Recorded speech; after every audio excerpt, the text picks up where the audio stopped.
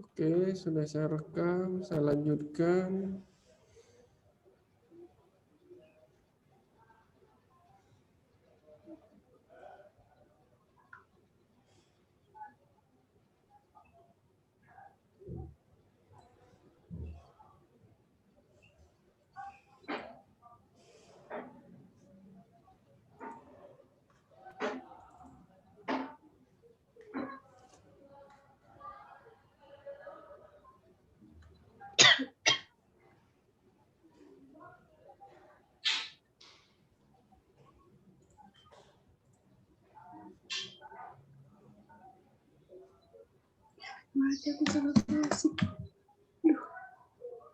Oke, udah balik lagi. Apa tampilan di kalian? Capaian Capaian pembelajaran. pembelajaran. Oke, next ya. Ya, Pak. Nah, materi pertemuan 1 kita bahas tentang apa? Analisis, desain dan pengembangan sistem. Kedua, metodologi berorientasi objek. Ada sistem development life cycle atau yang kita kenal nanti SDLC. Yang keempat, analisa kebutuhan fungsional. Studi kasus yaitu pembelian. Ya. Jadi itu materi kita pada hari ini. Berangkat dari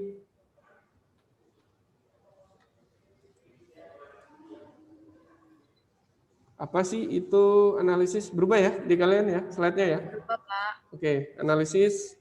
Nah, kalau Anda baca di sini, analisis sistem adalah kegiatan untuk melihat sistem yang sudah berjalan, melihat bagian mana yang bagus dan tidak bagus, dan kemudian mendokumentasikan kebutuhan yang akan dipenuhi dalam sistem yang baru. Jadi, kalau berangkat dari pengertian sistem, sistem itu kan apa? Pernah belajar nggak kalian dulu pengertian dari sistem? Sistem itu kan apa ya? Komponen-komponen yang saling berinteraksi untuk mencapai tujuan yang sama. Itu pengertiannya ya. Tetapi kalau di sini kita belajar bagaimana sih menganalisis sistem. Menganalisis berarti kita melihat yang sudah ada atau yang sudah berjalan. Contoh, misal kalian masuk ke minimarket ya, mungkin pernah beli barang minimarket atau supermarket. Anda masuk, di situ tentunya mencari barang ya.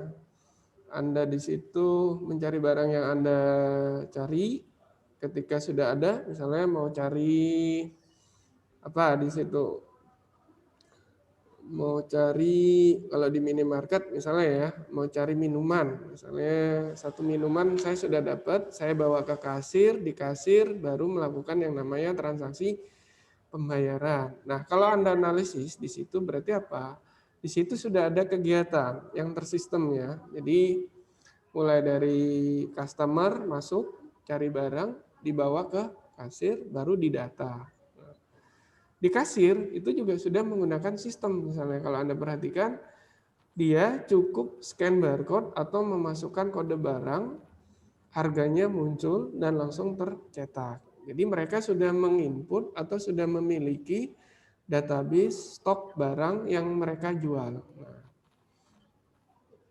jadi itu ya, itu sudah punya sistem mereka. Kalau kita analisa berarti kita memperhatikan sistem yang sudah ada di sana dan didokumentasikan. Kalau didokumentasikan berarti dilaporkan dalam bentuk tulisan ya nanti. Kenapa kita perlu menganalisis? Karena suatu saat sistem yang ada itu bisa diperbarui.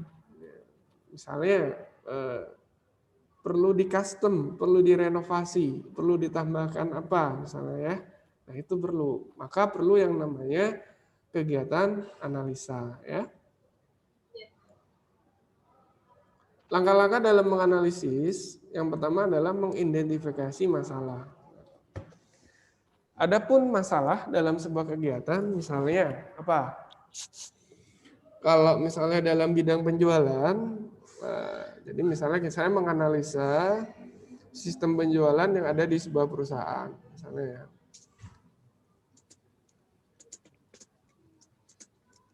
Sebentar ya, ada sepertinya sebentar.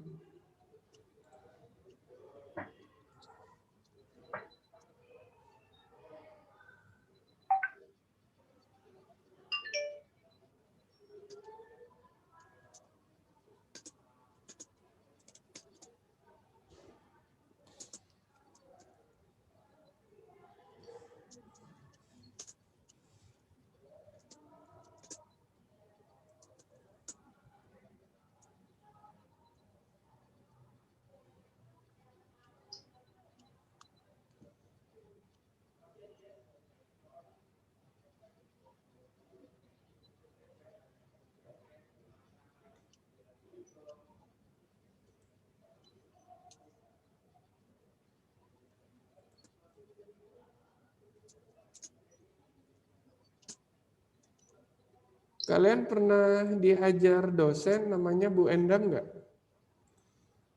Pernah dengar atau pernah? Belum kayaknya, Pak. Belum, Pak. Belum. Innalillahi wa inna ilaihi raji'un. Barusan ada kabar meninggal. Innalillahi. Kalau misalnya kenal ya siapa tahu kenal maksud saya tadi. Belum ya? Belum. Biasanya beliau banyak di akuntansi ngajar, di pajak juga ngajar ya.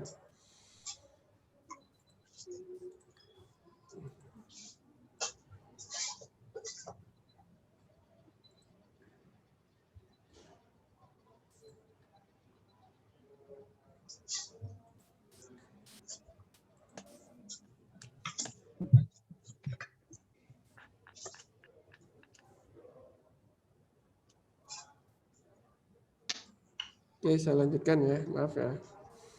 Ya. Terus tadi sampai mana? Langkah-langkah analisis ya, Iya. slide-nya ya. Iya, Pak. Baru yang nomor 1. Oke, yang nomor 1 tadi identifikasi ya. Misalnya tadi ketika saya mau menganalisa sistem penjualan di sebuah toko ya. Saya identifikasi misalnya ada permasalahan yang muncul. Misalnya di toko itu awalnya masih belum menggunakan komputerisasi. Sehingga apa? Perhitungan masih dilakukan secara manual. Tapi manual itu bukan masalah ya sebenarnya. Karena tidak semua manual itu jadi masalah. Yang menjadi masalah biasanya adalah ketika penjualannya itu dalam satu hari misalnya transaksinya sudah banyak, sudah tidak bisa lagi dilakukan atau dicatat secara manual menggunakan kertas misalnya ya. Itu kalau dalam bidang penjualan, contoh permasalahannya. Dan permasalahan lainnya adalah misalnya kita banyak menggunakan kertas. Ya.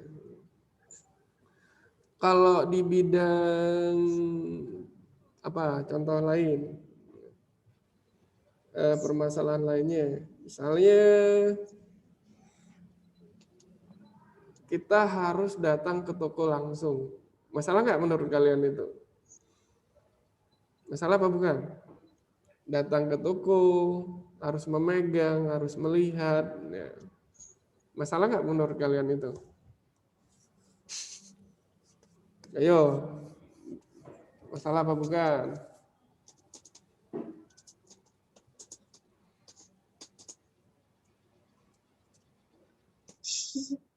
Apa permasalahan lainnya? Sehingga apa? Jadi masalah itu, jadi kita analisa di suatu tempat itu biasanya ada saja masalah, misalnya ya. Misal contoh lain, masalah ini ya. Kalau Anda perhatikan di penjualan online itu banyak barang nggak? Kayak di Tokopedia, Banyak. terus di Shopee ya yang banyak Shopee. digunakan misalnya. Nah, itu kan banyak barang. Kategorinya ada kategori apa ya? Misalnya kategori baju, kategori sepatu. Nah, ketika Anda mau beli barang, itu kan banyak tuh pilihannya. Bingung nggak kira-kira kalian? Bingung. Bingung. Bingungnya kenapa? Banyak yang mau dibeli, Pak.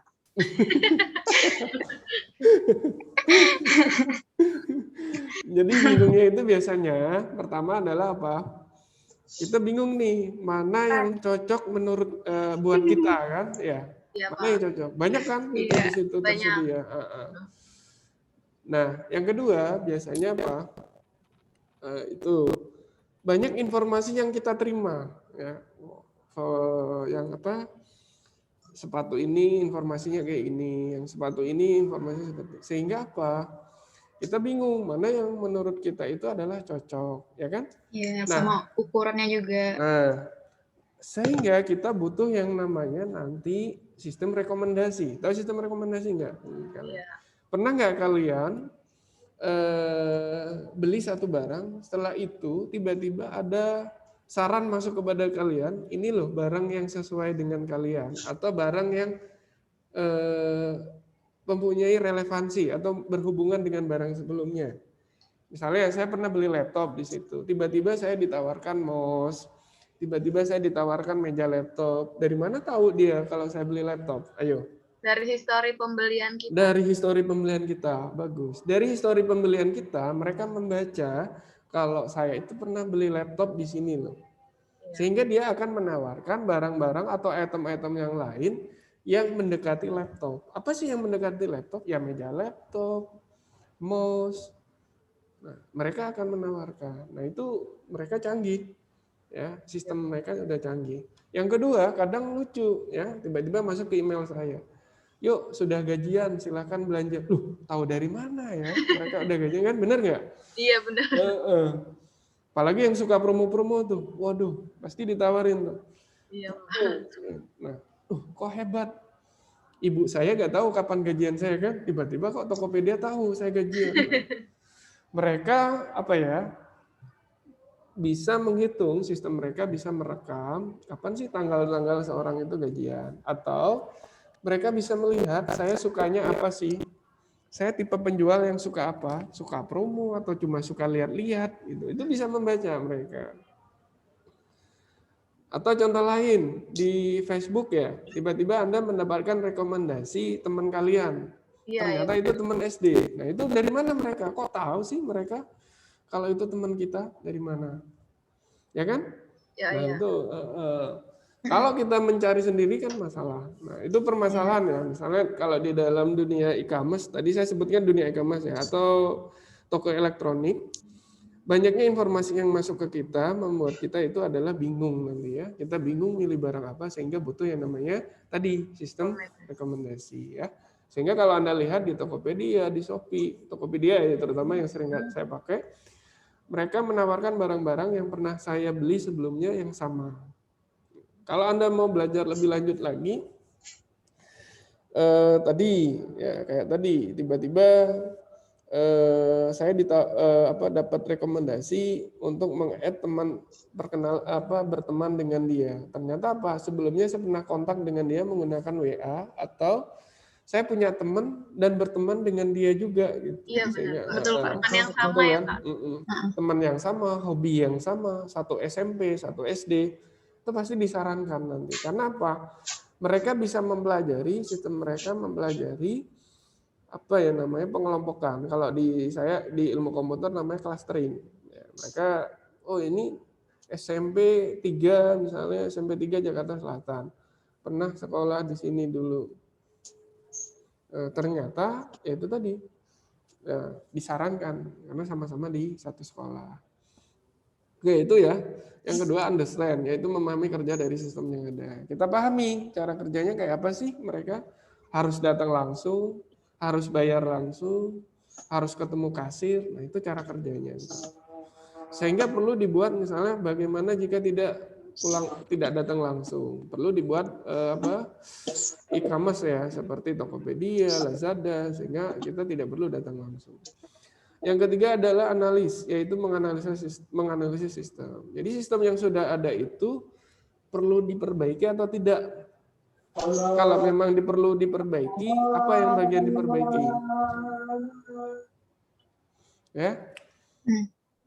Misalnya pada bagian cara pembayarannya, Pak. Cara pembayarannya masih antri. Masih terjadi antrian. Jadi perlu diperbarui bagaimana jika nanti cara pembayarannya diubah menjadi transfer. Nah, itu bisa ya. Jadi kita analisa. Cara pembeliannya Pak harus datang langsung. Nah, bagaimana kalau nanti tidak perlu datang langsung, bisa by WA atau lewat sebuah web. Itu ya, itu menganalisa sebelumnya untuk diperbarui. Yang keempat adalah membuat laporan, yaitu membuat laporan dari hasil analisis. Nah, laporan itu biasanya dituangkan dalam bentuk laporan, dalam bentuk tulisan. Misalnya permasalahan sebelumnya adalah ini misalnya dituliskan harus datang langsung, harus dicatat dalam tumpukan kertas sehingga nanti terjadi misalnya hilang atau lupa untuk direkap, itu permasalahan ya. Nah, itu bisa dituliskan. Terus menurut Sukamto dan Solahuddin, ini dari buku ya diambilnya, hal pertama yang akan dilakukan dalam analisa sistem adalah melakukan pengumpulan data. Nah, data itu penting ya. Data itu adalah aset perusahaan. Secara definisi, data itu adalah kumpulan dari angka atau karakter. Ya, saya punya absensi nih, NIM, nama itu data buat saya ya. Saya sebut misalnya data absensi kelas 11 4A. Itu data menurut saya ya. Data untuk saat ini itu bisa digunakan untuk mengambil sebuah keputusan. Kayak tadi ya. Dari mana dia tahu kalau saya pernah membeli laptop? Dari historinya, Pak. Nah, itu data menurut dia. Data itu penting. Ya. Ada beberapa teknik dalam mengumpulkan data. Bagaimana saya bisa mengumpulkan data, Pak? Yang pertama adalah wawancara. Cara wawancara ini berarti ada siapa? Ada penanya dan ada narasumber. Biasanya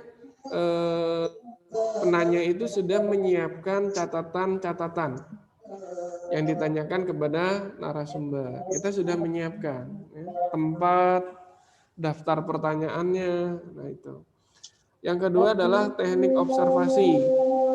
Observasi itu kita datang langsung, melihat, ya, memperhatikan, atau bisa melihat via web, ya, tidak datang langsung, misalnya lewat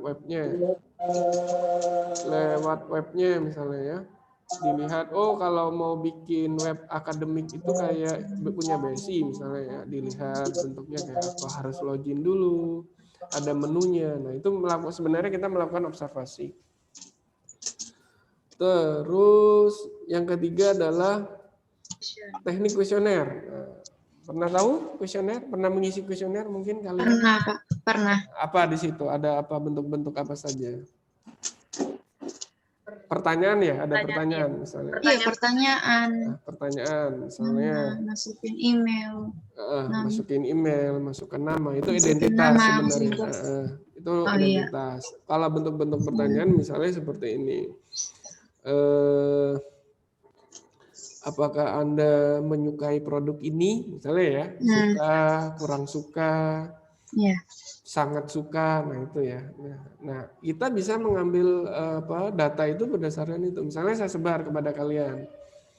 Misalnya bagaimana bentuk cara mengajar saya, misalnya nanti kalian menilainya kan, misalnya suka, tidak suka, cukup, atau bagaimana cara menjelaskan saya, misalnya kurang, cukup, sangat baik. Nah, itu dari itu nanti saya mendapatkan feedback untuk saya baca, oh ternyata saya mengajar dinilai seperti ini, harus saya perbaiki. Nah, itu data ya sebenarnya. Jadi ada 3 cara ya, wawancara, observasi, review. Nah, ada lagi sebenarnya ya, review namanya. Review itu kita membaca tulisan orang, terus membaca penelitian orang lain. Nah, itu salah satu bentuk mengumpulkan data juga. Nah, selanjutnya adalah desain sistem. Jadi setelah dianalisa dan harus diperbarui sebuah sistem itu berarti harus didesain.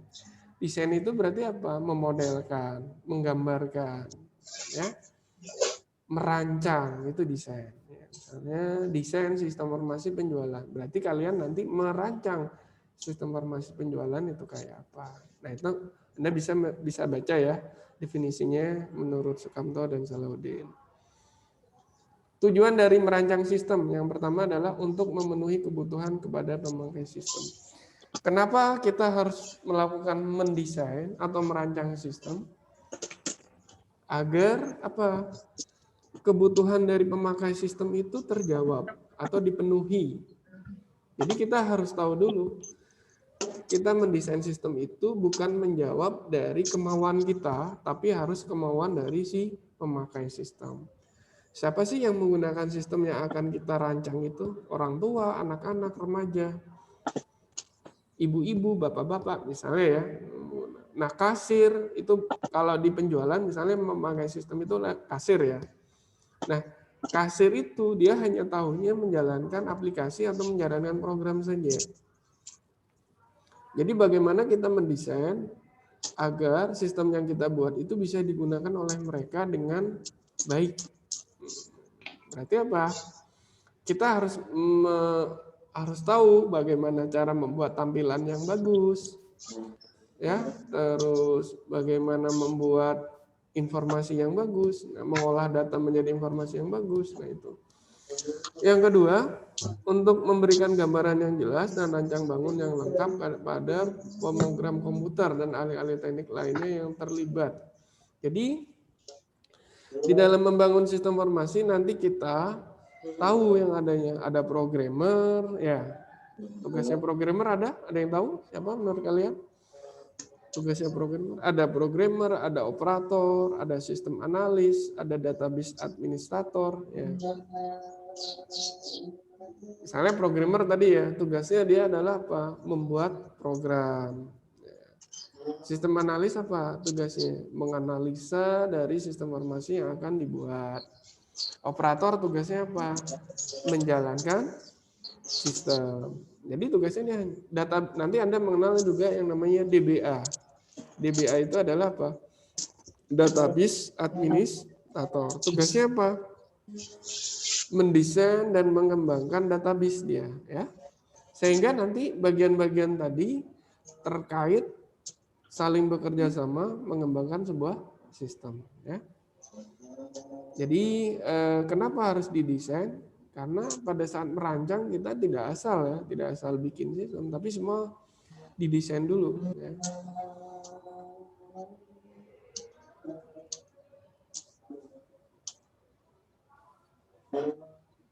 Pengembangan sistem, ya. Pengembangan sistem atau yang dikatakan sistem development memiliki menyusun sistem yang baru untuk menggantikan sistem yang lama. Jadi sistem itu tidak ada yang kekal, ya. Jadi sistem itu harus diperbaiki. Kalau dulu Anda perhatikan,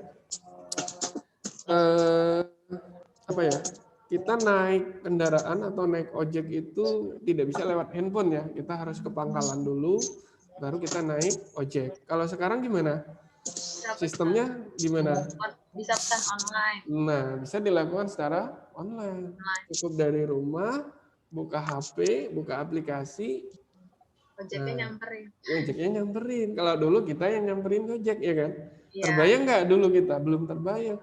Sistem yang lama itu diperbarui menjadi sistem yang baru sekarang. Nah, itu sistem namanya, ya. Iya. Kegiatannya itu, alurnya semua masuk dalam sebuah sistem. Ada Gojek, ada penumpang, nah itu aktornya nanti. Ada kendaraan, nah itu sistem lama. Dulu kita tidak kalau membeli barang harus ke toko langsung, ya, harus dipegang. Nah sekarang kita bisa beli barangnya diantar, ya, online, bisa dari rumah. Semua bisa dari rumah, ya sekarang. Apa sih yang nggak bisa, yang nggak ada gitu, ya? Mau beli sepatu, padahal di depan rumah ada toko sepatu, cuma maunya online gitu, ya. Iya benar. Jadi tetap aja online misalnya. Lebih murah Pak, padahal lebih murahnya mungkin 5.000 gitu, ya. Free ongkir Pak gitu misalnya, ya. Ya, free ongkir lah, yang sering itu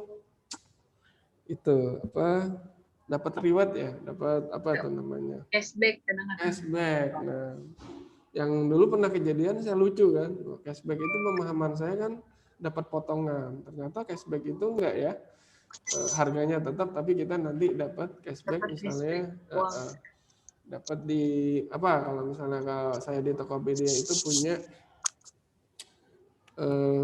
apa tuh? Ya, poin, dapat poin. Di situ dikumpulin poin-poin. Misalnya pembayaran kita pakai OVO, di situ kita diakumulasi terus cashback-nya di situ. Kalau pakai OVO, misalnya, ya. Iya.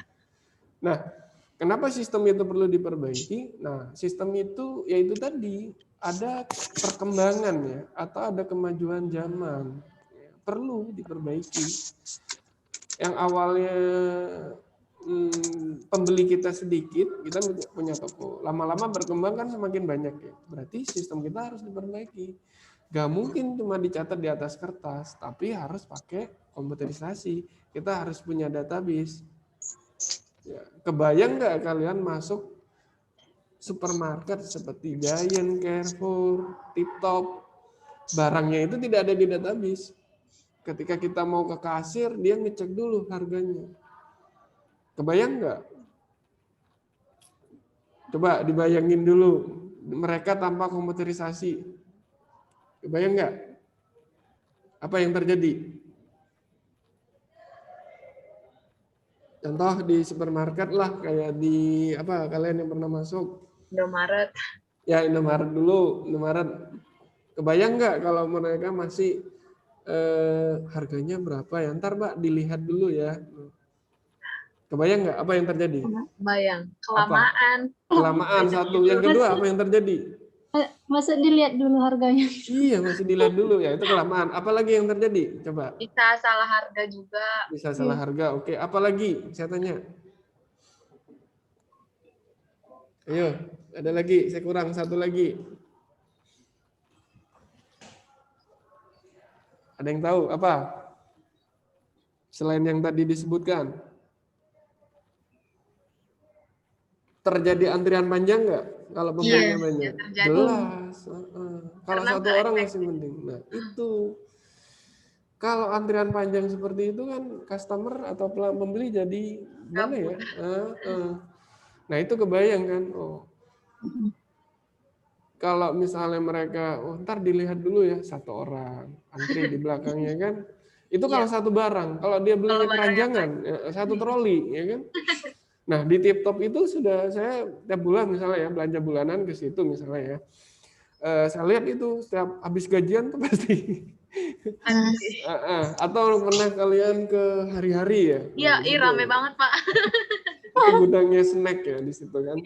Beli satu Beli dua gratis satu. Saya biasanya kalau mau beliin anak saya snack biasanya di situ ya. Cuma ngeri juga ya kalau lagi pandemi kayak gitu.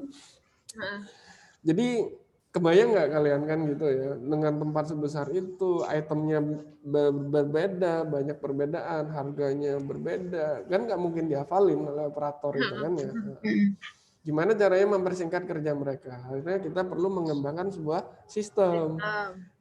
Di input datanya, harganya, semua disimpan dalam sebuah database. Ketika mereka bawa barang, cukup scan barcode, itemnya berapa, udah muncul, ya kan? Nah, antriannya bisa diminimalisir. Ya memang setiap gajian itu mereka antri, ya kan? Ya kan tetap aja, karena saking banyaknya pembeli di situ ya. Cuma lebih parah lagi kalau misalnya tadi mereka tidak pakai sistem, ya kan? Masih manual, dicatat dulu di kertas gitu. Sebaliknya nih, saya balik. Ya, kalau Anda pernah lihat toko kelontongan nggak yang depan kayak warung-warung babe, pedagang kaki lima itu yang jual. Kira-kira menurut kalian perlu pakai sistem nggak mereka? Jawab. Ya, sekarang saya balik nih sekarang. Kalau tadi sudah terjawab kan, kalau kayak Carrefour, hari-hari, TipTop itu perlu Pak. Sekarang saya tanya, kalau kayak warung-warung babe depan kampus nih ada nih, atau pinggir depan rumah kalian, pinggir jalan ada, perlu nggak mereka pakai sistem? Kayaknya enggak deh Pak. Nggak perlu deh. Nah, nggak perlu. Kenapa? Saya tanya. Lamaan juga. Karena kan itu juga nggak kayak Indomaret gitu, nggak belanja banyak. Nggak terlalu banyak barangnya juga. Iya. Oke, satu. Barangnya cuma sedikit. Nah, barangnya mungkin tidak banyak, pembelinya mungkin tidak sebanyak ya di Indomaret. Dan mereka masih bisa mengatasi, masih bisa dicatat gitu ya, masih bisa dihitung pakai kalkulator. Nah itu ya, jadi tolong nanti tidak semua permasalahan harus mau dibuatkan program, oke? Ya. Nah, jadi nanti kalau Anda bikin tugas akhir atau bikin project, karena dihitung secara manual, maka perlu dibuatkan sistem. Dilihat dulu manualnya apa nih kasusnya ya kan? Iya. Pada apa nih kasusnya kalau cuma kayak tadi. Jadi tidak semua manual itu jadi masalah ya. Nah itu yang perlu Anda ingin saya sampaikan kepada Anda. Dilihat dulu, kebayang kalau warung-warung babe itu pakai sistem, laptopnya mau taruh di mana, mau taruh di mana, karyawannya mau digaji berapa, ya kan? Terus, ntar dulu ya, rugi, iya benar. Ngambil untungnya berapa, ya kan? Nah itu kan sering diutang kadang kan? Iya benar. Terus ya agak lama masih bisa. Ntar ya mau di-scan dulu barangnya. Kelamaan keburu lapar. Keburu lapar Pak gitu ya. Oke. Oke, itu ya bisa ditangkap ya. Jadi tidak semua permasalahan itu bisa diselesaikan. Dilihat dulu ya. Jadi misalnya lingkupnya itu apa? Oh, supermarket, Pak. Banyak pelanggan, Pak. Banyak barang, itu wajar.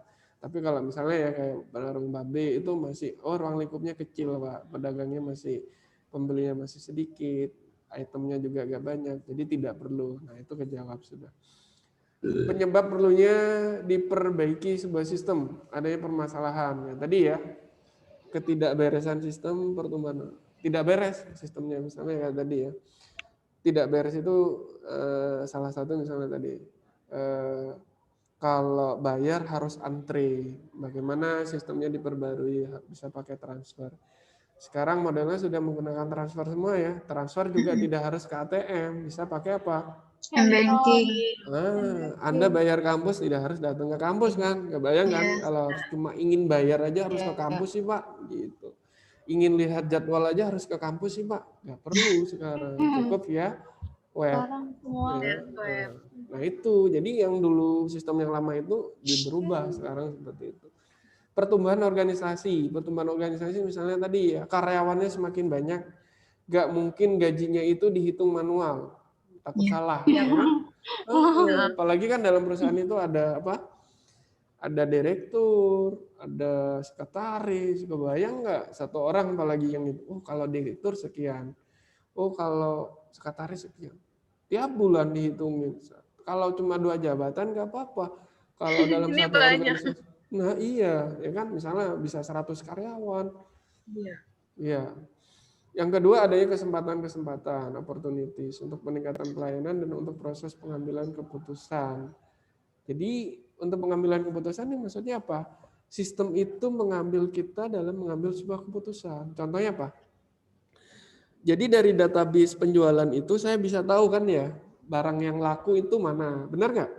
Benar. Barang yang kurang laku itu mana, barang yang tidak laku mana. Sehingga apa? Saya bisa mengambil keputusan apa nih kira-kira untuk bulan selanjutnya. Jadi kalau yang nggak laku gitu, bulan kedepannya nggak usah di. Nggak usah. Oke, bagus. Terus kalau yang laku berarti harus Yang kita tambahkan. harus ditambahin. Ya, diperbanyak. Dan ada hal-hal yang lain yang perlu kita ketahui. Musiman, tahu musiman nggak kalau dalam sebuah penjualan? Musim hujan, berarti kita harus jual apa nih? Musim hujan jual payung gitu ya Pak? No-drop. Iya. Bocor. Lagi musim orang naik sepeda, ya kan? Goes, ya kan? Berarti apa? Jual sepeda. Nah itu adalah kesempatan-kesempatan ya. Ada kesempatan yang perlu ditingkatkan. Kita lihat peluang, misalnya kalau itu lihat peluang sih. Kalau berbicara data, berarti kita melihat data ya tadi, melihat di sekeliling. Oh ternyata orang suka sepeda ya sekarang, banyak tuh sepeda. Oh berarti saya gimana kalau jual sepeda misalnya. Atau kayak tadi, kayak mau meningkatkan imun, jadi harus olahraga. Tapi salah juga kadang olahraga berkerumun juga, ngeri juga kan. Terus kayak tadi ya, saya tahu data nih, barang yang mana yang laku, barang mana. Nah, itu data kan. Sehingga dari data itu saya bisa menambah apa item yang laku itu. Oh, ternyata ini kurang diminati. Mungkin karena apa? Kualitasnya kurang bagus atau harganya mahal misalnya ya. 3, adanya instruksi-instruksi atau directive dari pimpinan. Jadi pimpinan maunya itu, ayo kita rubah nih sistem kita. Karena pimpinan itu harus bisa mengambil keputusan, seorang pimpinan itu harus bisa mengambil kebijakan atau melihat ke depannya kayak apa nanti. Atau mengambil kebijakan strategis namanya. Gak mungkin cara market kita itu harus ke pinggir jalan, ngasih brosur, itu harus dirubah. Gimana Pak caranya?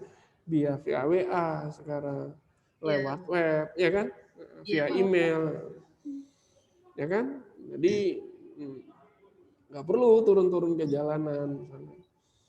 Oke itu ya. Atau via iklan, misalnya di TV atau yang punya biaya lebih bisa pakai iklan ya. Terus kalau misalnya biaya terbatas, misalnya via koran atau internet ya. Terus pengembangan sistem yang ada, pengembangan sistemnya, terus sistem yang baru. Jadi sistem yang lama itu sama dengan sistem yang ada ya. dia punya masalah kayak tadi ya, misalnya cara pembayarannya Mbak masih kurang oke, harus datang langsung Mbak, nggak bisa transfer, harus diperbaiki, dikembangkan sehingga sistem yang baru nanti apa? Kita bisa lewat transfer atau mobile banking. Banking. Daftar Pak, cara daftarnya Pak, harus ngisi formulir ke sekolah Pak misalnya. Oh ya perlu diperbarui, perlu Pak. Jadi misalnya bagaimana kalau daftarnya itu via web atau online Pak, cukup dari rumah, cukup dari kantor. Sehingga dikembangkan, terbentuklah sistem yang baru saat ini. Apalagi misalnya penjualan, yang di bidang penjualan, harus datang langsung Pak. Kan waktunya gimana Pak, macet, apa itu masalah. Sehingga perlu dikembangkan sistem, muncul e-commerce. E-commerce sekarang apa saja? Ada Tokopedia, Shopee, berlomba-lomba mereka ya, Lazada. Isi pulsa Pak, harus datang ke counter dulu Pak. Sekarang gimana? Bisa lewat aplikasi ya, pakai link atau pakai mobile banking. Nah itu sistem yang lama dikembangkan jadi sistem yang baru. Nah itu ya, sehingga sistem yang ada itu permasalahan karena dia punya. Kalau nggak punya masalah ya jangan dirubah, jangan dikembangkan, cukup udah sebenarnya ya. Jadi yang dikembangkan itu adalah yang punya masalah. Kayak tadi ya, yang babe-babe warung babe tadi kan nggak punya masalah, jadi nggak perlu dikembangkan gitu. Dikembangkan malah jadi masalah. Nah, dikembangkan malah jadi masalah. Jadi tolong tuh ya dicatat nanti ketika Anda bangun tugas akhir berangkat dari sebuah masalah untuk membangun sebuah penelitian atau membangun sebuah sistem harus ada masalah dulu. Ketika saya menguji tugas akhir, menguji skripsi, itu pasti berangkat dari masalah. Saya tanya dulu mahasiswanya, masalahnya apa nih bikin sistem ini? Biasanya suka ngawur jawabnya. Karena punya kenalan Pak di kantor itu, nyambung nggak sama judul sistemnya menurut kalian? Karena ada kakak saya Pak di situ. Gitu. Gak nyambung kan? Yang dibuat penjualan, hubungannya kakak sama penjualan apa kan itu ya. Nah itu tolong jadi pegangan buat kalian. Terus metodologi berorientasi objek. Nah jadi sebenarnya metodologi pengembangan sistem itu ada dua, pemrograman terstruktur dan berorientasi objek.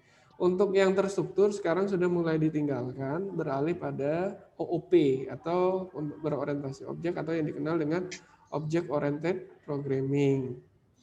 Kita berpikir itu adalah di dalam dunia itu ada objek. Objek itu memiliki informasi yang kita sebut dengan atribut. Mahasiswa itu objek. Kalau dulu kita berpikirnya adalah entitas kalau di database. Mahasiswa itu adalah objek sehingga dia punya atribut apa? NIM, nama ya. Terus alamat, nomor handphone. Kita sebut dengan atribut. Objeknya adalah mahasiswa, atributnya adalah NIM, nama, dan sebagainya. Terus kalau objeknya sepeda, atributnya apa? Pedal, ban, rantai, rem. Nah, yang perlu Anda ketahui ada metode atau behavior atau kelakuan dari si objek. Sepeda itu bisa maju, mundur, rem. Motor sama. Kelakuannya apa? Behaviornya. Maju, mundur, belok kiri, belok kanan. Ada Pak yang bisa mundur aja Pak. Loh, motor apa itu ya kan? Jangan dibeli ya kan? Maju mundur. Ada yang bisa maju mundur ya nggak apa-apa. Maju mundur mah nggak apa-apa, bagus malah kayak motor apa itu? Mundur yang harus nabrak. Ada Pak yang maju terus nggak bisa belok Pak. Loh, jangan dibeli yang itu ya. Jadi behavior. Nah, manusia itu adalah objek. Ya. Bisa apa manusia itu? Misalnya anak bayi, bisa apa? Menangis, merangkak. Nah, itu behaviornya ya. Objeknya adalah bayi misalnya ya. Nah, contoh lain apa? Misalnya kira-kira objeknya mobil. Mobil itu punya atribut nggak? Kira-kira apa atributnya? Apa? Punya. Ada bannya. Oke. Ada ban, ada atau bentuk lainnya atributnya itu adalah merek dia ya. Mereknya apa? Jenisnya apa? Nomor polisinya, warnanya apa ya kan? Iya. Oke, sekarang behaviornya, metodenya apa dia? maju, mundur. Maju dulu. Ada mundurnya nggak? Ada. Pasti Pak. Jangan sampai nggak bisa mundur. Kalau nggak bisa mundur dorong dong. Bisa belok kanan, bisa belok kiri. Nah itu mobil ya. Kalau belok terus susah juga ya. Belok terus jangan dong, ya kan? Kan bisa direm sih. Tapi masa nggak bisa maju, mau belok terus, ya kan? Serba salah jadinya. Iya, padahal kan belok kan di depan sungai. Nyemplung aja. Berenang naik mobil, Pak. Jangan. Oke, saya lanjutkan. Karakteristik dari OOP atau berorientasi. Jadi kalau Anda jangan kaget ya nanti misalnya ada istilah OOP atau PBO itu sama ya. Pemrograman berorientasi objek atau bahasa Inggrisnya itu asingnya Object Oriented Programming. Jangan bingung, sama. Yang pertama adalah encapsulation atau bahasa Indonesianya pembungkusan. Biasanya kok saya lebih suka encapsulation ya. Pembungkusan berfungsi untuk melindungi satu objek dari dunia luar sehingga seorang tidak akan mampu merusak objek yang terbungkus. Contoh dalam pemrograman Java, data dibungkus dengan modifier privat agar tidak bisa diakses secara langsung dari luar kelas. Nah, ini agak susah nih sebenarnya kalau mau contohkan kepada kalian. Jadi, nah ini biasanya penerapannya ada nggak di sini contohnya? Di dalam pemrograman. Nanti kita lihat ya contohnya. Saya coba carikan. Pewarisan. Nah, di dalam pemrograman itu ada yang namanya kelas. Jadi atau pengelompokan. Ya. Kalau di kalian kan ya ada kelas 11 6A, ada kelas 12 4A. Jadi dikelompokkan berdasarkan kelasnya. Di dalam pemrograman begitu juga ada kelas-kelasnya dikelompokkan. Jadi objek yang sejenis itu dikelompokkan dalam satu kelas namanya. Ya. Terus, nah contoh ini ya, segitiga, ternyata segitiga itu ada beberapa macam ya. Ada segitiga sama kaki, segitiga sisi, terus setahu saya ada segitiga apa lagi ya? Segitiga siku ya. Nah, itu sebenarnya adalah pewarisan atau turunan dari segitiga. Ya kan? Iya. Terus dalam gambar di atas, nah segitiga itu adalah kelas segitiga. Kelas dibuatkan dua kelas yang baru yaitu kelas segitiga sama sisi dan segitiga sama kaki. Contoh lain apa kira-kira yang bisa dibagi kelasnya? Jadi segitiga sama sisi, segitiga sama kaki itu terkumpul dalam satu kelas yaitu kelas segitiga. Kelas bangun apa? Kelas ini lagi apa yang bisa kalau di saya misalnya ada kelas karyawan, di dalamnya ada karyawan tetap dan karyawan honorer misalnya ya. Nah, itu bisa dibuat. Terus ada karyawan tetap, ada karyawan kontrak misalnya ya. Nah, itu bisa. Satu kelas yaitu kelasnya karyawan sebenarnya. Ya, sama. Terus dalam bahasa pemrograman Java biasanya kelas turunan itu disebut dengan extend. Jadi nanti Anda mengenal sebenarnya dalam UML itu dalam use case ada mungkin pernah ya belajar include sama extend. Ya, pernah nggak baca? Iya, pernah. Ada yang ingat nggak apa maksudnya? Perbedaan antara include dengan extend. Ada yang masih ingat?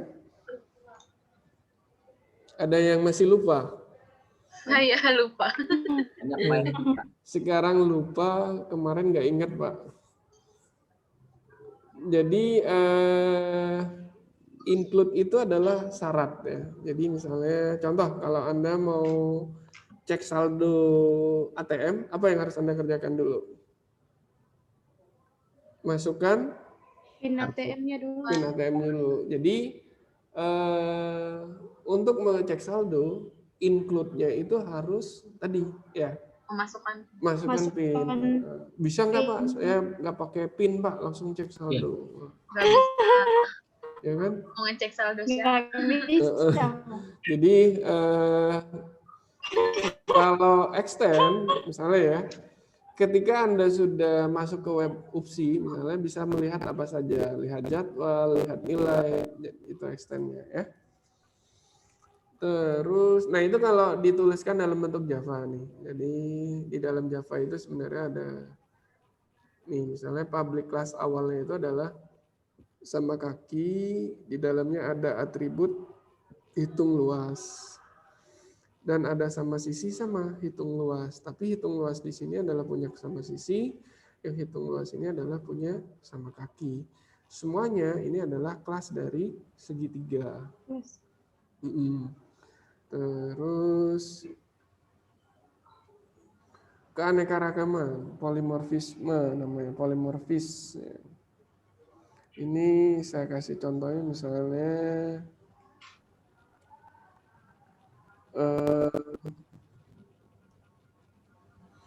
apa ya ini? Tadi ya manusia ya. Manusia itu terdiri atas ada bayi, ada dewasa, ada orang tua. Nah, mereka memiliki keanekaragaman dalam perilaku ya. Misalnya si bayi itu belum bisa bicara sehingga dia menangis atau merangkak. Sedangkan yang dewasa itu sudah bisa berjalan ya. Nah, itu untuk bentuk keanekaragaman itu nanti bisa diterapkan dalam pemrograman juga. Terus nah, pada contoh kelas 3 sebelumnya dapat ditambahkan fungsi dengan nama yang sama, misalnya hitung luas, namun dengan penambahan parameter alas dan tinggi. Karena apa? Untuk menghitung luas segitiga itu perlu apa kita? Harus tahu luas alasnya dan harus tahu tinggi ya. Ingat nggak rumus segitiga kalian? Segitiga itu setengah kali alas kali tinggi. Ya kan? Terus, nah Anda bisa lihat kode program. Ini namanya kode program ya. Tapi dibuat dalam bentuk ini menggunakan bahasa pemrograman Java. Nah, untuk mengembangkan sebuah metode pemrograman, kita butuh yang namanya metode ya, yaitu metode SDLC. SDLC yaitu adalah siklus hidup pengembangan sistem. Jadi bentuknya cycle ya. Cycle itu berputar mulai dari tahap 1, tahap 2, tahap 3, tahap 4, tahap 5, balik lagi ke tahap 1. Memahami bagaimana sistem informasi dapat mendukung kebutuhan bisnis dengan merancang sistem, membangunnya, dan menyampaikannya kepada pengguna. Jadi, yang namanya siklus itu cycle ya, bahasa Inggrisnya cycle. Dia dari tahap 1, tahap 2, tahap 3, tahap 4, balik lagi ke tahap 1 nanti gitu ya. Nah, kita lihat bentuknya ada nggak di sini. Nah, biasanya yang umum itu pengembangan sistem itu pertama terdiri dari analisa. Kedua adalah desain. Yang ketiga itu adalah implementasi. Yang keempat itu adalah pengujian. Setelah diuji, sistem itu akan diperbarui, harus dianalisa lagi. Berarti balik lagi ke tahapan 1. Terus seperti itu ya. Contoh kalau Anda pernah belajar dulu mungkin di IPA rantai makanan. Ingat nggak rantai makanan? Ingat. Iya. Siapa dimakan apa ya kan? Iya. Dimakan siapa? Balik lagi kan? Iya benar. Itu rantai makanan. Kalau di pengembangan sistem kayak tadi ya, analisa, desain, terus apa tadi? Implementasi, pengujian, balik lagi ke analisa lagi. Seperti itu terus ya dalam pengembangan sistem. Nah ini kalau di SDLC itu ada planning atau perencanaan, analisis, desain, dan implementasi. Nah tadi dimulai dari planning dia. Analisis, desain, dan implementasi. Mau bikin sistem lagi berarti di planning lagi, balik lagi ke pertama ya. Dalam pelaksanaannya fase yang digunakan dapat berbeda-beda dan pada intinya 4 fase umum. Jadi intinya umum ini 1, 2, 3, 4. Kalau saya tadi kalau waterfall itu ada dikembangkan lagi yaitu pengujian. Jadi desain yang sudah kita perlu harus diuji. Ya, setelah diuji berarti apa? Di planning lagi atau dianalisis lagi ya. Nah, ini planning Anda bisa baca ya di sini. Saya tidak menyebutkan, tadi sudah saya jelaskan. Desain, implementasi. Nah, metode-metode turunan dari SDLC itu ada waterfall, prototype, rapid application, iteratif, dan spiral. Yang umum saat ini yang banyak digunakan yaitu waterfall dan prototype. Catatan yang menjadi catatan di sini adalah sistem yang baik adalah sistem yang selalu menyesuaikan dengan perubahan lingkungan di sekitarnya. Sistem tersebut harus dinamis menuju pada keadaan yang lebih secara betul. Dinamis maksudnya apa tadi ya? Dinamis itu dia mau pelanggan sedikit, mau pelanggan banyak, dia bisa mengikuti. Atau kayak tadi ya, harus bisa menyesuaikan perubahan. Kayak tadi yang bentuk awalnya apa, pembayarannya manual dikembangkan lagi menjadi apa? Lewat transfer. Jadi dinamis kan, berubah. Jadi tidak ada yang nanti ada lagi nanti pasti perkembangan ini. Kalau dulu kita panggil ojek harus ke pangkalan, sekarang pakai handphone. Apa sih perkembangan lagi nanti ke depannya? Misalnya ya, terus, nah perkembangan yang ke depan yang saya tangkap yaitu nanti mobil itu bergerak tanpa awak, tahu tanpa awak, tanpa supir, dia dikendalikan oleh sistem gitu. Transjakarta bis-bis itu nanti bisa dikendalikan oleh sistem. Mengurangi yang namanya saat ini yang sudah terjadi saat ini apa? MRT ya kan dikendalikan oleh sistem kan ya. Listrik misalnya. Atau yang pernah lihat adalah bentuk-bentuk misalnya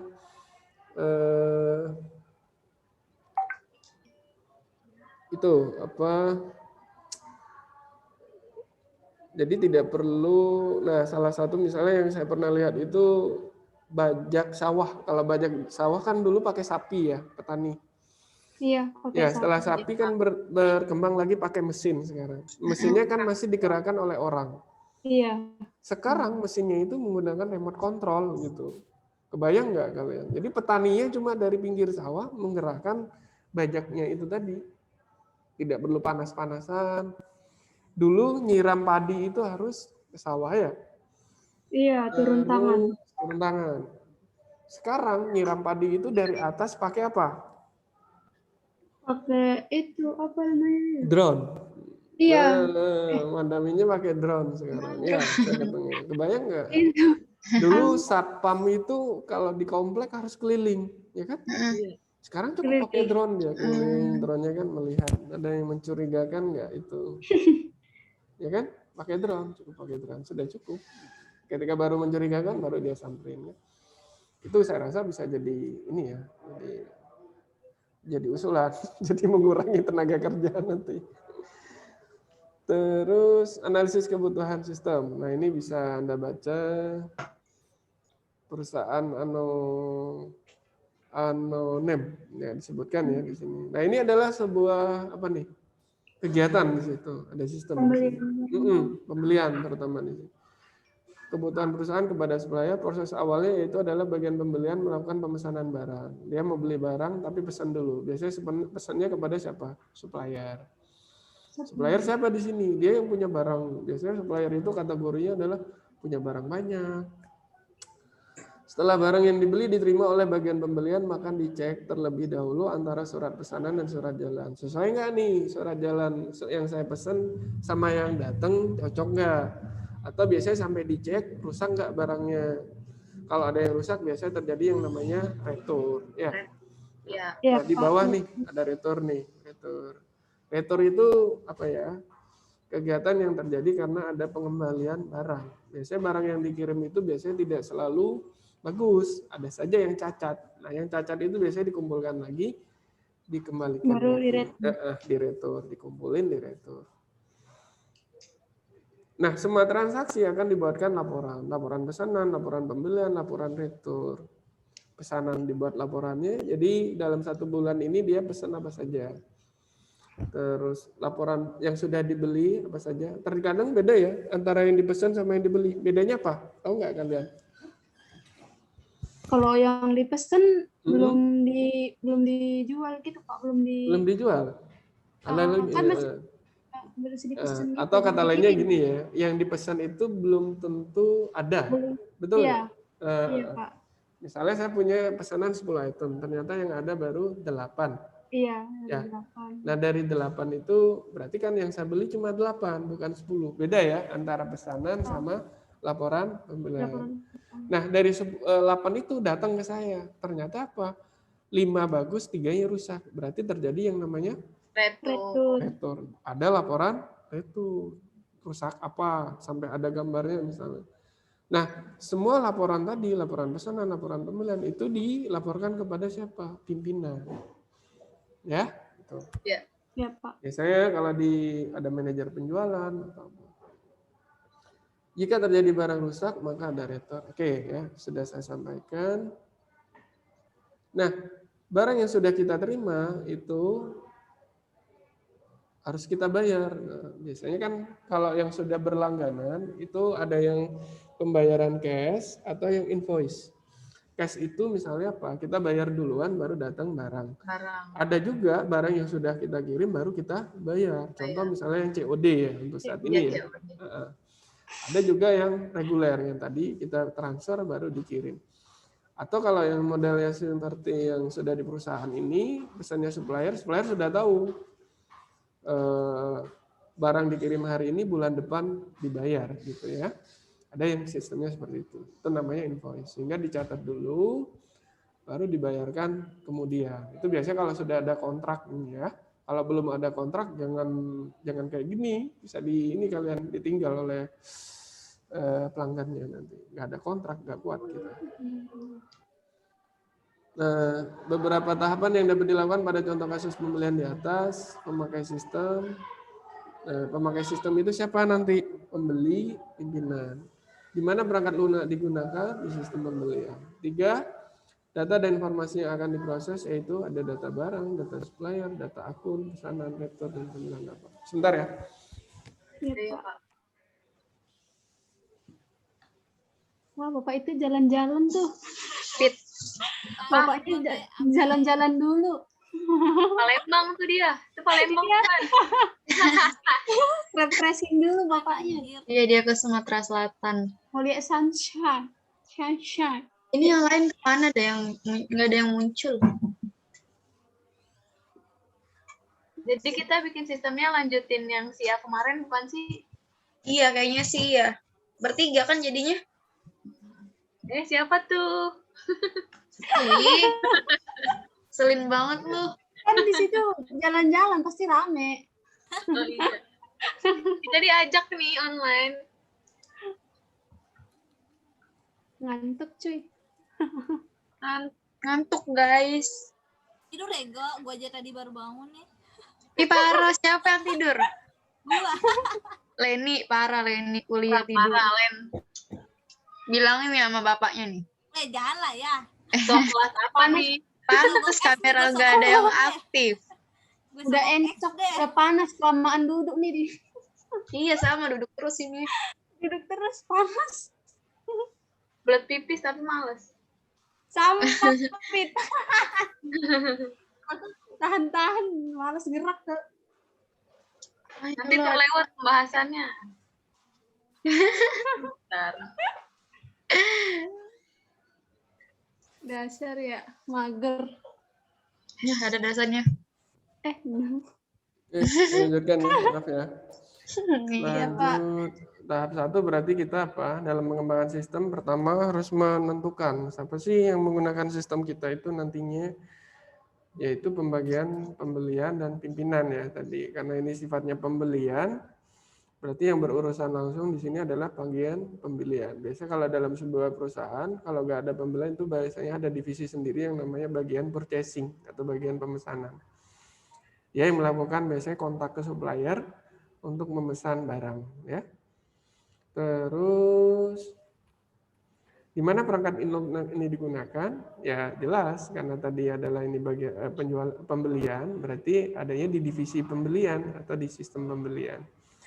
3, data dan informasi yang akan diproses yaitu karena ini adalah sifatnya membeli barang, berarti ada data barang, ada data supplier. Nah, tentunya dari data-data itu kan ada ya, misalnya data supplier itu punya atribut apa saja, kode supplier, nama supplier, alamat, nomor handphone ya. Data akun ini maksudnya data ini ya, data pengguna ya. Misalnya pengguna atau karyawannya siapa di situ. Berarti dia punya atribut apa? Kode karyawan, nama karyawan, terus nomor handphonenya, alamatnya. Pesanan. Nah, pesanan berarti isinya apa? Item-item tadi ya. Ada kode barang, nama barang, jumlahnya berapa. Retur apa berarti? Data barang yang Dikembalikan. Oke, berarti pembelian barang yang benar ada ya di pesanan. Ya. Laporan ya tadi ya, laporan isinya adalah laporan pesanan, bisa jadi laporan pembelian, bisa jadi pesanan, laporan retur bisa jadi pesanan. Terus proses bisnis, proses pemesanan itu biasanya apa? Bagian pembelian mengirimkan surat pesanan pembelian kepada supplier. Jadi sekarang biasanya via email ya, nggak pakai surat ya. Kalau dulu mungkin pakai surat. Sekarang pakai email atau via apalah WhatsApp atau apalah. Menggunakan udah era digital ya sekarang. Iya. Kalau dulu mungkin pakai surat-suratan. Kirim lewat pos. Kantor posnya sepi sekarang jadinya. Karena nggak pakai surat-suratan sudah. Biasanya kalau perusahaan-perusahaan besar itu dia punya kurir sendiri. Ya, kalau saya lihat di BNI itu ya, dia antar wilayah, antar cabang pakai kurir sendiri sudah. Jadi dokumennya mereka itu masih ada kegiatan yang misalnya yang harus dicetak. Tidak semuanya kan dalam bentuk email ya atau soft copy. Ada yang bentuk hard copy kayak tanda tangan harus asli itu harus diantar kan. Jadi dia pakai kurir sendiri. Proses penerimaan barang, bagian pembelian menerima barang dan surat jalan. Barang yang diterima oleh bagian pembelian akan dicek. Nah, ini bisa Anda baca ya. Surat jalan yang diterima. Jelas dokumennya yang dipakai ada pasti nanti yang keterkaitan itu ada kwitansi, surat jalan. Nah, terus surat jalan itu isinya apa? Barang-barang yang kita apa ya? Biasanya dari supplier ke kita itu dia pakai surat jalan. Ya, sehingga jelas ya yang dibawa oleh kurir sampai ke kita lagi itu barangnya ini gitu ya, jelas. Terus, nah ini apa nih? Kalau Anda pernah belajar UML, contoh dari apa nih? Activity diagram. Activity diagram, bagus. Jadi activity diagram ini adalah menggambarkan apa? Aktivitas beraktivitas masing-masing dari aktor. Aktornya ada berapa di sini? 3. Bagian pembelian, supplier, pimpinan. Oke. Pimpinan. Start membuat surat pesanan ya. Ingat ya, nanti kalau mau bikin activity, cerita dan gambar harus sama ya. Oke? Iya, Pak. Dokumen-dokumen yang sebutkan di cerita harus ada juga di activity. Jangan beda ya. Misalnya. Pertama aktivitasnya adalah pembelian, membuat surat, terus menyerahkan surat ke pembelian. Dari surat tadi diserahkan kepada supplier. Nah, apa tuh? Ada FOK. FOK apa maksudnya di sini?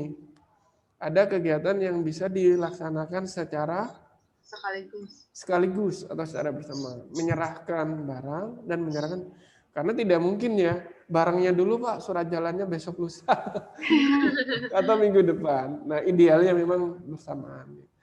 Nah, ketika Anda membuka sebuah fork, tolong ditutup lagi oleh forknya ya.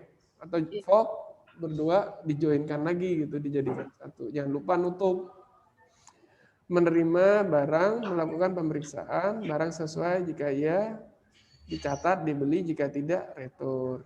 Jika ia dibeli berarti dibuatkan laporan. Setelah dibuatkan laporan berarti apa? Bisa 3 sekaligus nih. Bikin Menyerahkan laporan. Menyerahkan laporan pembelian dan retur pesanan siapa? Sama retur. Ditutup lagi kepada siapa diserahkannya? Pimpinan. Pimpinan menerima laporan pembelian dan laporan retur.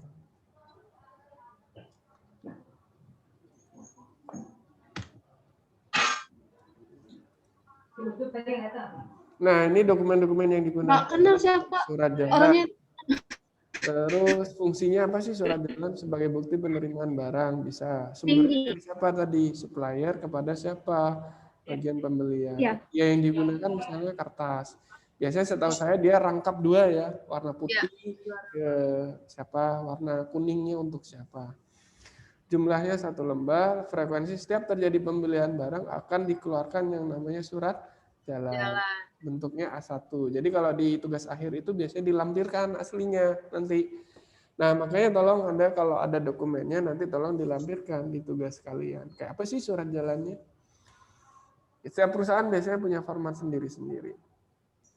Retur, fungsinya untuk apa, sumbernya untuk apa, tujuannya apa, medianya apa, jumlahnya apa, berapa, frekuensinya apa, bentuknya. Jadi biasanya kalau di tugas akhir atau di ini biasanya dibedakan ya.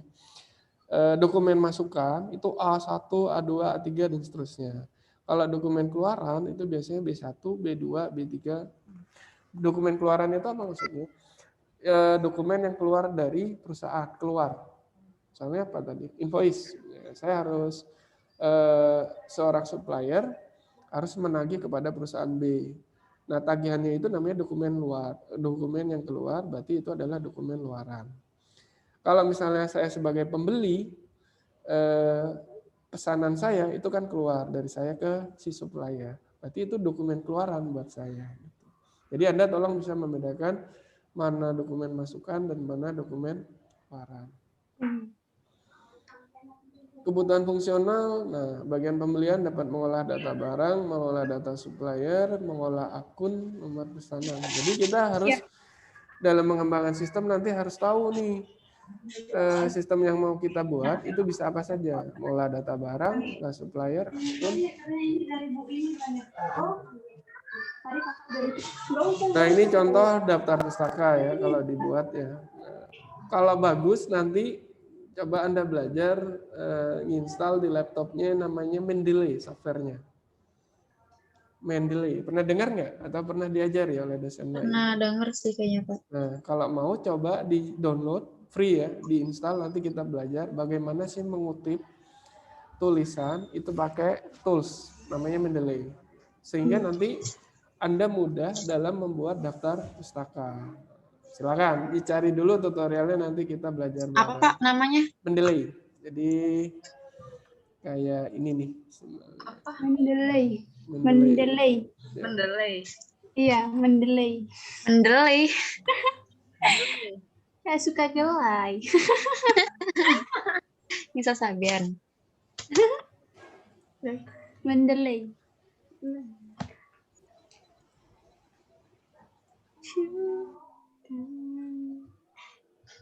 Nih, kelihatan nggak? Mendeley. Oh iya benar. Situsnya mendeley.com. Mendeley. Free ini kok ya. Ada yang versi kalau Anda yang pakai iMac bisa pakai yang versi OS-nya. Ini ada for Windows.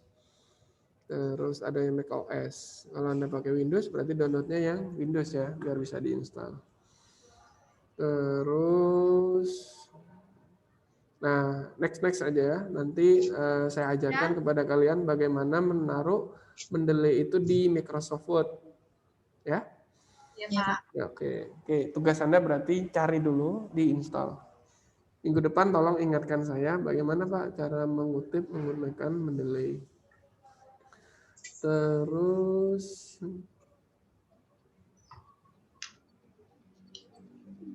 daftar pustaka udah cukup ya, saya rasa ya materi hari ini. Ya, Pak. Bisa Anda baca yang tadi yang sifatnya definisi mungkin tidak saya sebutkan secara panjang lebar. Terus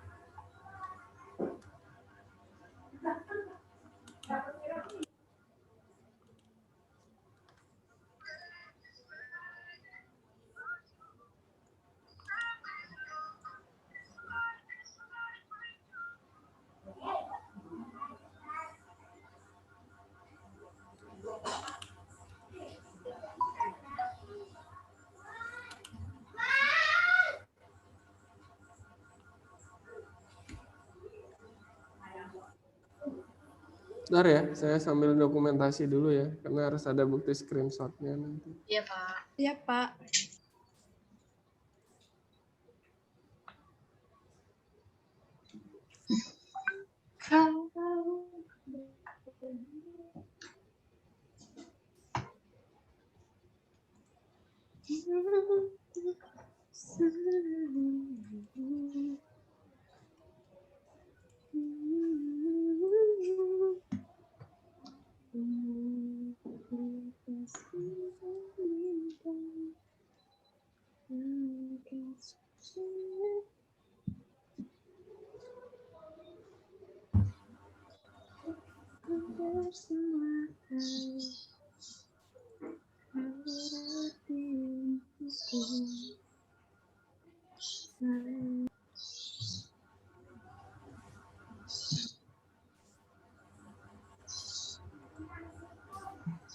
Oke, absennya udah bisa absen kalian? Bentar saya cek absen.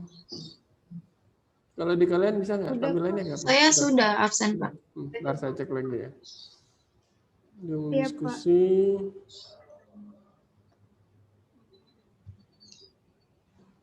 Terus.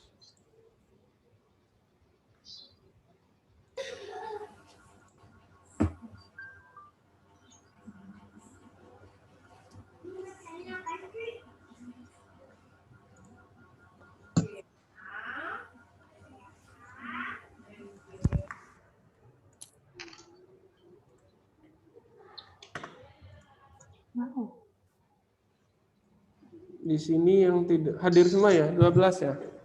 Iya, 12. Oke. Simpan. Terus.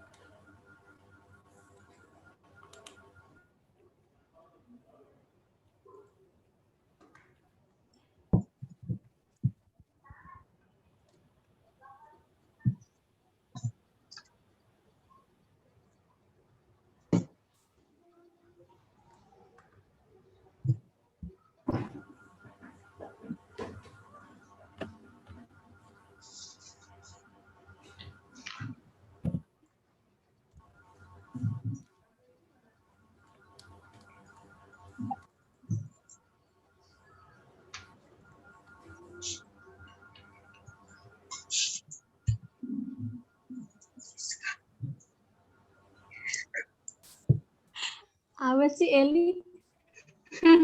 Rizka bangun tidur. Lihat aja.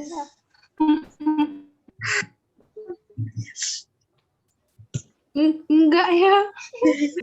Oke, saya rasa cukup ya untuk hari ini. Jadi tolong kalian nanti kalau mau belajar lagi, tadi tugasnya bikin kelompok ya, bikin kelompok, terus bikin judul ya, tolong nanti disetor ke saya. Terus yang kedua tadi ya, kalau mau belajar bagaimana cara pengutipan yang baik, kita install apa tadi? Mendeley ya.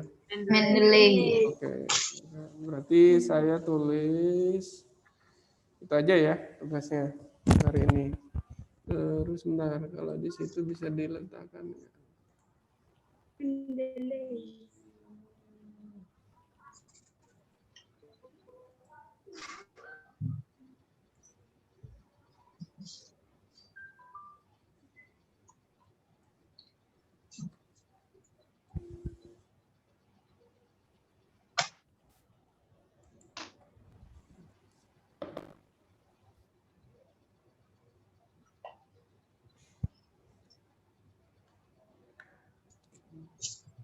Oke, itu dulu dari saya. Ada yang mau ditanyakan?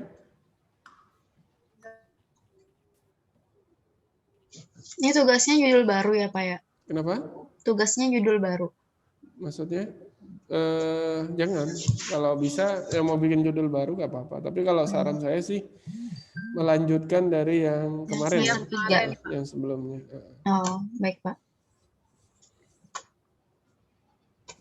Terus, apa lagi yang mau ditanyakan? Untuk kelompoknya kalau sama-sama kayak yang kemarin boleh, Pak? Ya, nggak apa-apa. Memang disarankan yang kemarin aja, biar nggak bentuk-bentuk lagi. 3 kan? Iya, Pak. Nah,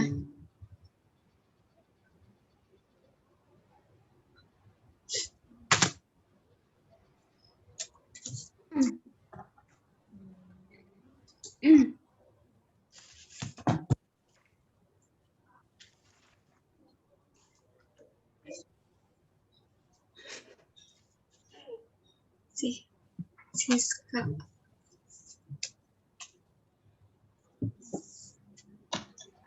Apa sih Elis? Enggak.